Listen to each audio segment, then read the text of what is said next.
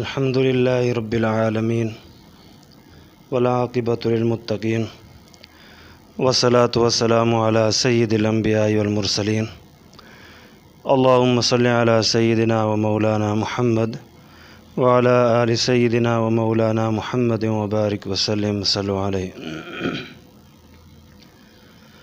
اللہ اکبر لا الہ الا اللہ واللہ اکبر وللہ الحمد۔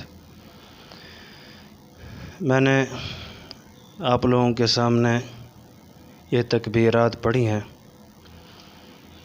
اللہ اکبر لا الہ الا اللہ واللہ اکبر وللہ الحمد۔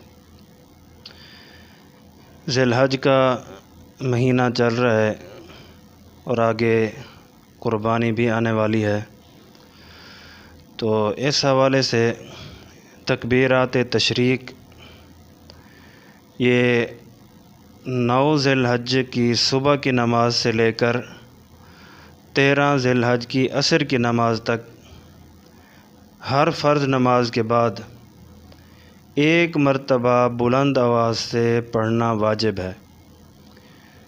اللہ اکبر لا الہ الا اللہ واللہ اکبر وللہ الحمد۔ یہ ہیں تکبیرات تشریق۔ 9 ذی الحج کی صبح کی نماز یعنی کہ فرض نماز کے بعد، ہر فرض نماز کے بعد 9 ذی الحجہ کی، اور 13 کی عصر کی نماز تک یہ ہر شخص کے لیے ایک مرتبہ بلند آواز سے پڑھنا واجب ہے۔ عورت کے لیے بھی واجب ہے، لیکن عورت بلند آواز سے نہیں پڑھے گی، عورت آہستہ آواز سے پڑھے گی۔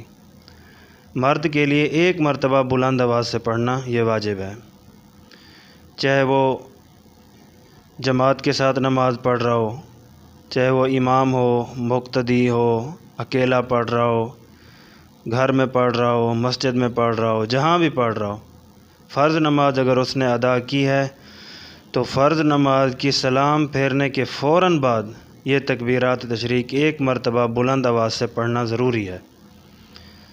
اگر کسی نے فرض نماز پڑھی اور سلام پھیرنے کے بعد کوئی ایسا کام کر لیا جو نماز کے منافی ہے، مثال کے طور پر ہنس پڑا، یا نماز کی جگہ سے اٹھ کر چلا گیا، یا امام ہے اس نے قبلہ رخ کی طرف منہ موڑ لیا، تو اب اس کی جو تکبیرات ہیں یہ فوت ہو گئی ہیں، تو اس پر اسے ضروری ہے کہ اللہ تعالیٰ سے استغفار کرے، کیونکہ یہ واجب ہے اور واجب کا چھوڑنے والا گناہ گار ہوتا ہے۔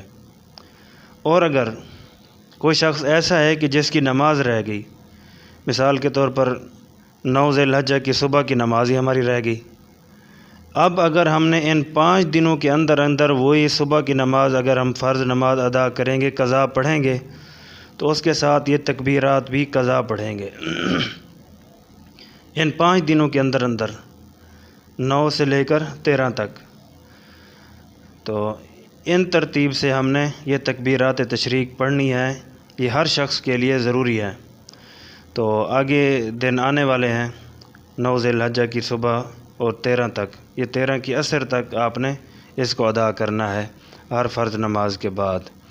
تو یہ مختصر بات آپ لوگوں کے سامنے پیش کرنی تھی تکبیرات تشریق کے بارے میں، کیونکہ وہ دن آگے آ رہے ہیں۔ ہر کسی کو یاد تو ہوتا ہے، لیکن ایک بطور یاد دہانی ہم نے آپ لوگوں کے سامنے یہ ویڈیو بنا کر بھیج دی ہے۔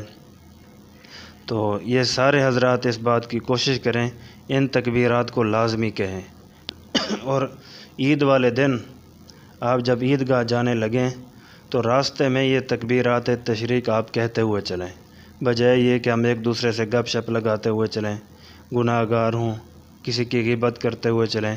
اس سے بہتر ہے ہم یہ تکبیرات تشریق پڑھتے ہوئے عیدگاہ کی طرف جائیں، تو اس میں انشاءاللہ اللہ تعالیٰ آپ کو اجر بھی دے گا۔ تو اللہ تعالیٰ عمل کی توفیق عطا فرمائے۔ وما علینا الا البلاغ المبین۔